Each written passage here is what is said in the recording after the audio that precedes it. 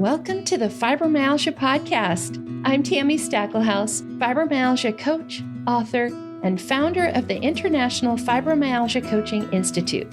The goal of this podcast is to empower you with access to the dream team of experts and coaches I've discovered are key to living the fibro life you love.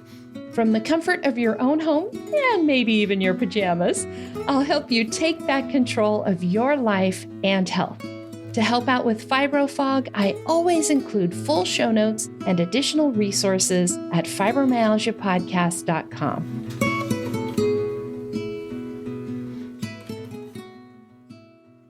Welcome to the Fibromyalgia podcast. I'm your coach, Tami Stacklehouse, and this is episode 156. Today, we are going to get down and dirty on getting clean. If you have ever struggled to take a shower or wash your hair, this episode is for you. When my fibromyalgia was at its worst, I tell you, keeping my hair and my body clean was the hardest task I had. It's not something we all like to talk about, but there were many weeks where I ended up in the same clothes for a week or more. I was just too exhausted and in too much pain to even think about getting in the shower. And I honestly felt like there wasn't an option. But little bit by little bit, I did figure out some tricks and some hacks, and I'm going to share those with you today.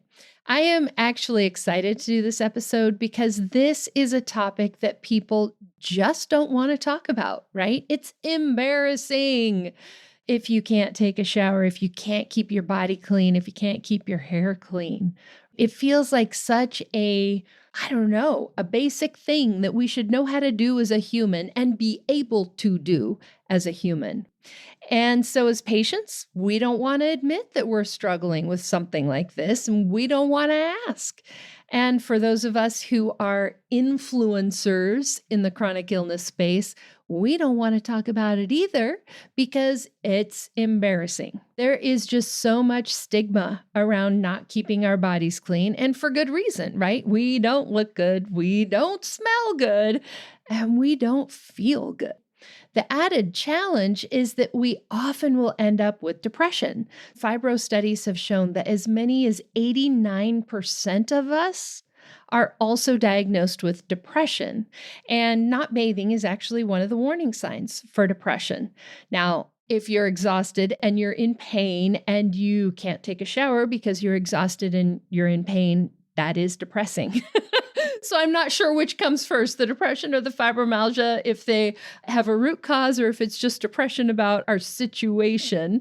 I think there is a situational depression just because our bodies aren't cooperating and we're not living the lives we want to live. So today I have got 7 specific tips for you on how to keep yourself clean when you have fibromyalgia and things like taking a shower is real hard. So, are you ready?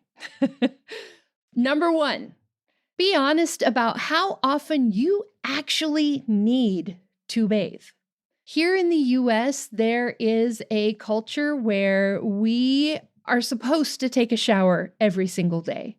But for hygienic reasons, for skin cleanliness reasons, we actually, in most cases, don't have to do that.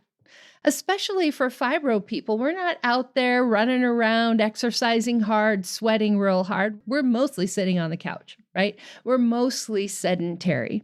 And so for someone who is sedentary, taking a bath, washing your body every 2 to 3 days is actually good enough. Now, I'm not talking about the stinky bits. We'll talk about that in a minute.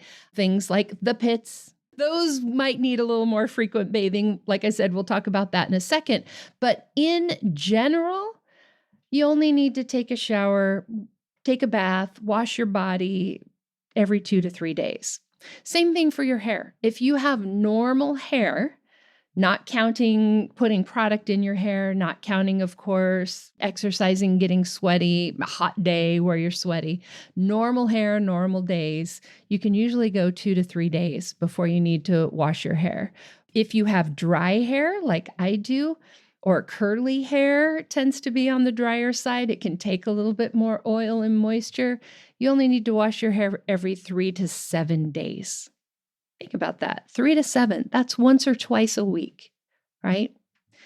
So think about how often you actually need to wash. Wash your body, wash your hair. It might be less often than you think if you throw out all the cultural stigma there. Okay, that's number one. Number two, wash your hair and your body on separate days. This is one of the very first things that I learned how to do. So washing your hair and your body on separate days, that means generally you're not taking a shower. Or if you are, you're just washing your body, or you're washing your hair and just letting the water rinse over your body.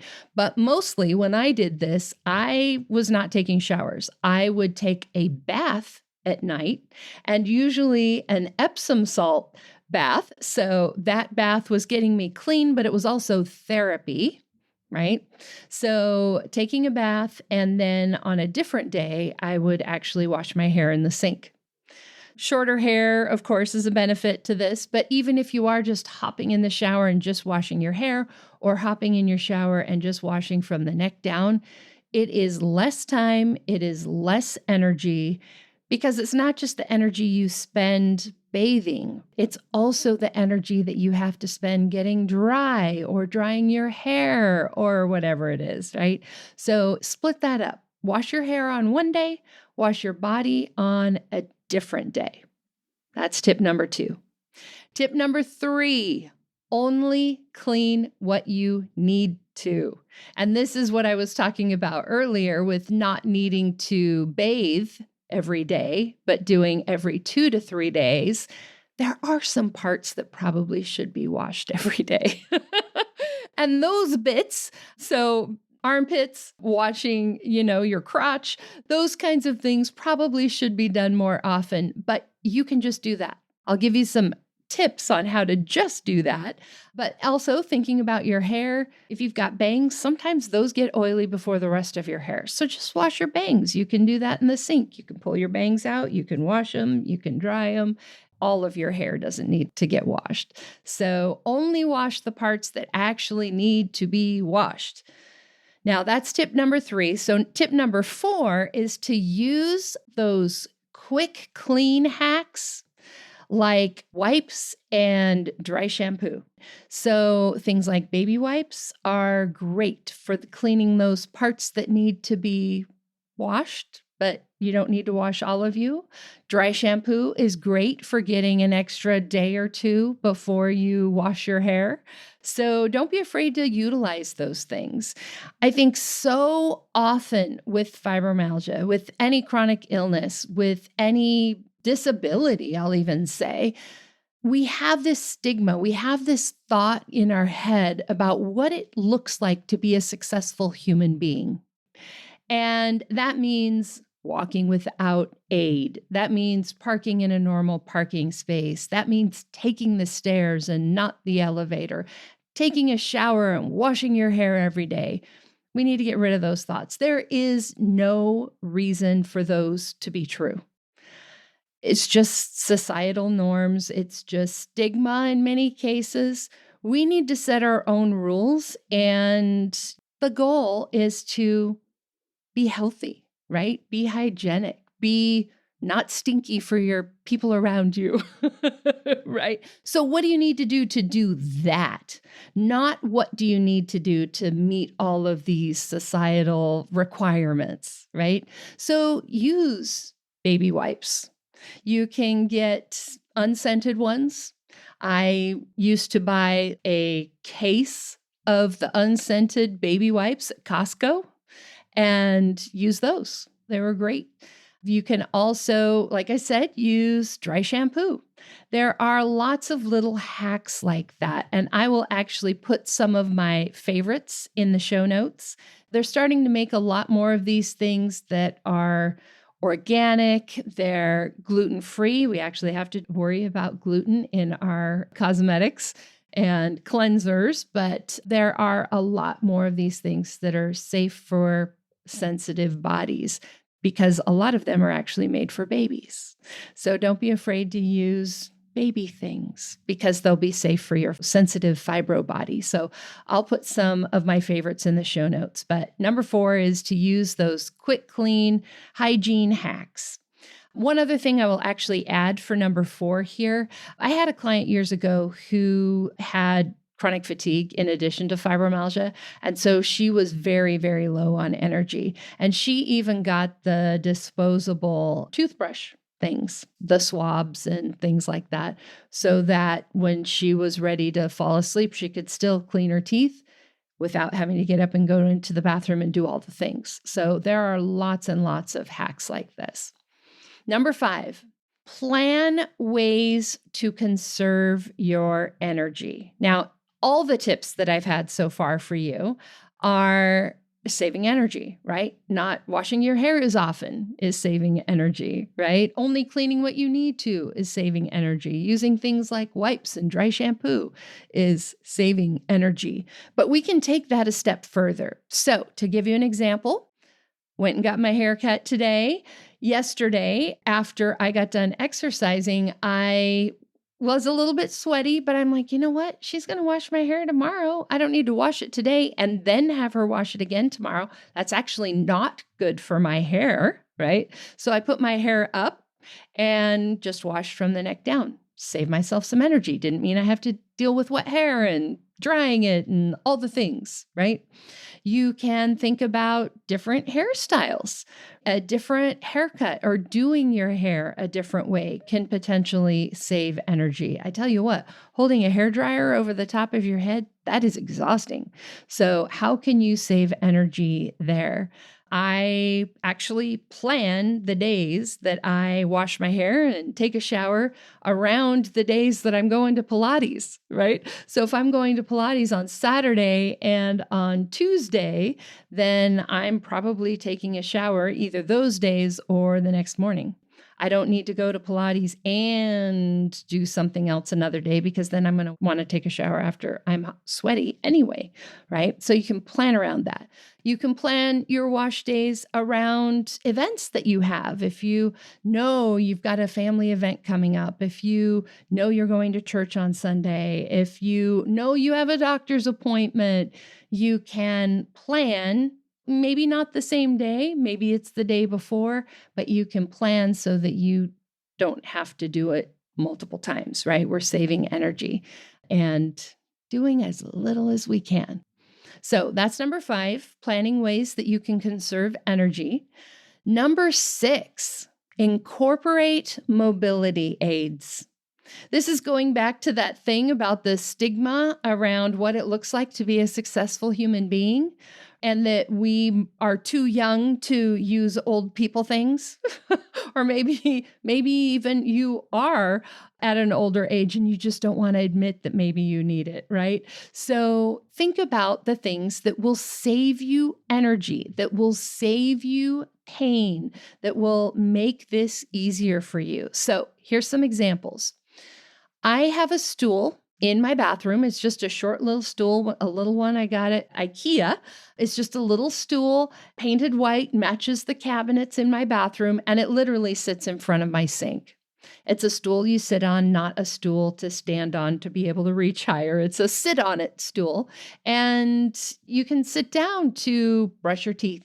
You can sit down to do your makeup, to do your serums, to wash your face, to do all the things, to do your hair, right? You can be sitting down, which saves energy versus standing there. You can also have a shower stool and a handheld shower head. So you can actually sit down to wash yourself, right? Instead of trying to stand there and do all the things, you can sit on the stool. You can have grab bars and non-slip mats. Balance is often terrible for those of us with fibromyalgia. And so to prevent those slips, those falls, getting out of the bathtub, maybe you have a grab bar and some things to help you do that. All of these mobility aids are designed to help you live a better life. And so we need to get rid of this idea of what using a shower stool might mean. And we need to just think of them as tools that help us live the life we want to live. You could spend your energy standing in the shower, or you could sit in the shower and then have that energy to spend on something fun, right? That's the playmaker in me. My fibromyalgia wellness style is a playmaker, so I'm going to spend my energy on something fun. Our perfectionists will probably use that energy to get one more thing on the list done. But you can choose where you spend your energy, and it doesn't have to be standing in the shower. So think about the mobility aids that might be helpful for you as you are keeping yourself clean. So that's number 6. Number 7, get help when you need it. Now, when I say that, get help when you need it, you might be thinking a nurse that comes in and bathes you. That is not what I mean. Just to be super clear, I do not mean that. What I mean is things like having somebody else cut your toenails, right? You can go get a pedicure. You can get cheap pedicures where they're just taking care of your toes and that's it. You can get fancy pedicures where they do the leg scrubs and the hot towels and all the things, but it could be basic, and basic is a lot less expensive, right? Another example, I learned this actually from one of my clients who is an esthetician, and she's got real long hair. So shout out to you, Alyssa, if you are hearing this. She told me that she used to go to the beauty school and get her hair washed and dried. Obviously, it's a lot less energy to have somebody else do your hair than it is for you to do your hair. And right before I started recording, I actually did a little Google search to see what the going rate is for having a beauty school student wash and dry your hair, and it's like $10. So for some of you, you might not want to spend $10 on something so simple, but for others of you, that might be totally worth it. So think about that. What are the things that you're doing that somebody else could do for you? That can also mean maybe somebody else cleans the bathtub, right? You're taking a bath, but then when you're done, like it needs to be wiped out, right? Maybe somebody else does that part. Maybe somebody else cleans the shower. So get help when you need it. That could even be as simple as, hey, honey, I'm ready to get out of the bathtub. And having someone to, help pull you out of the bathtub. Whatever it is, don't be afraid to ask for the help that you need when you need it. So let me go back over these tips again.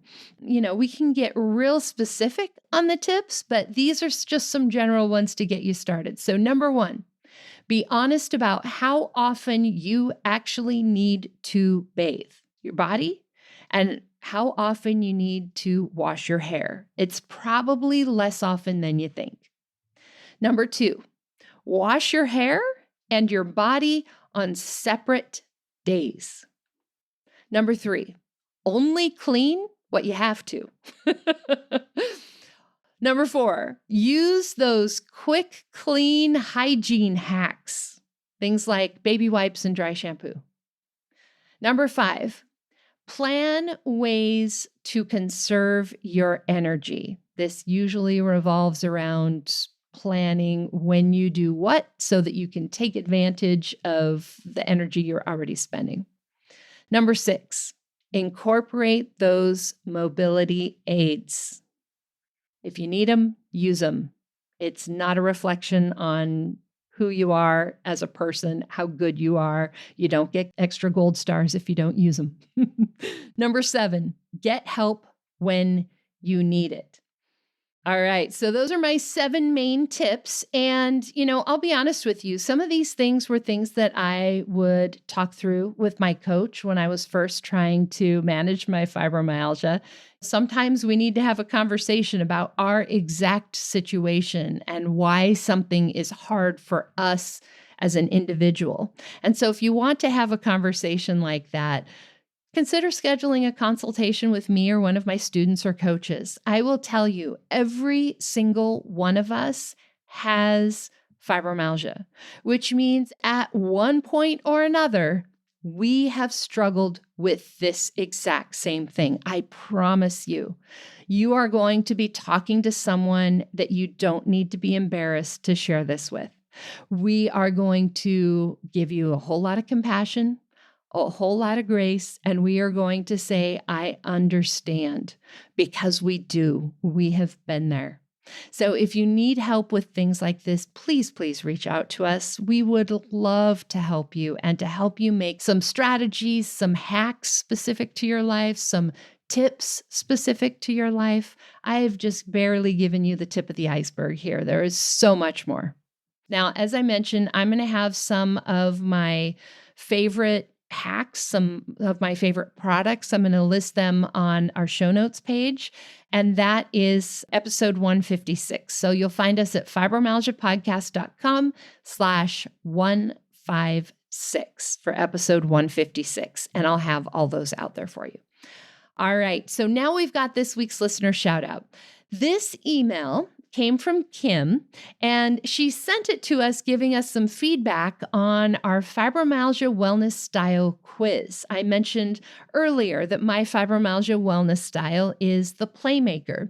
Kim is a perfectionist. You might also be the ponderer or the prevailer.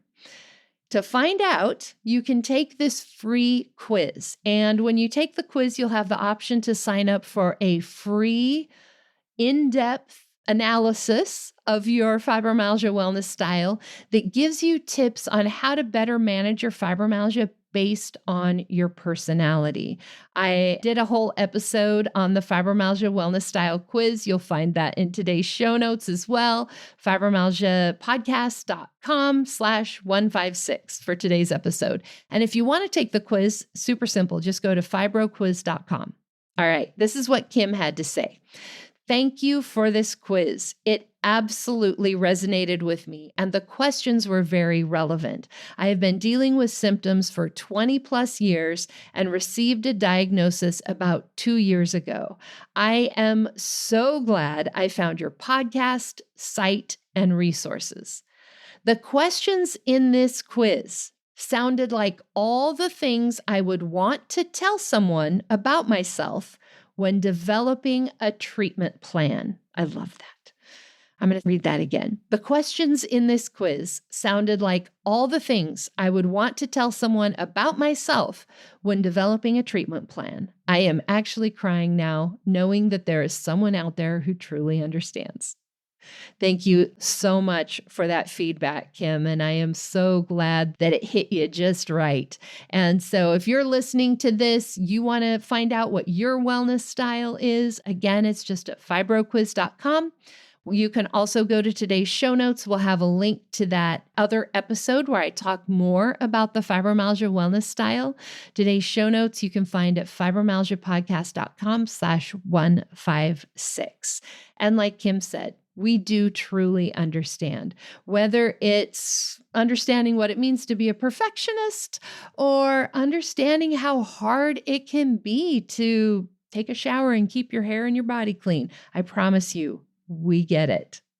So hopefully these tips will help you. I would love to have feedback. And if you have some extra tips that you want to share, I'd love to hear from you, because then I can add them in the next time I do an episode like this. So thank you guys so much. And I will see you back here next time. And that wraps up another episode of the Fibromyalgia Podcast. I'm your coach, Tami Stackelhouse. For daily doses of hope, inspiration, and practical advice, come hang out with me on Facebook. Visit facebook.com/fibrocoach to find my personal coaching page and connect with me directly. To find the show notes, additional resources, or to schedule a consultation with me or one of my coaches, visit fibromyalgiapodcast.com.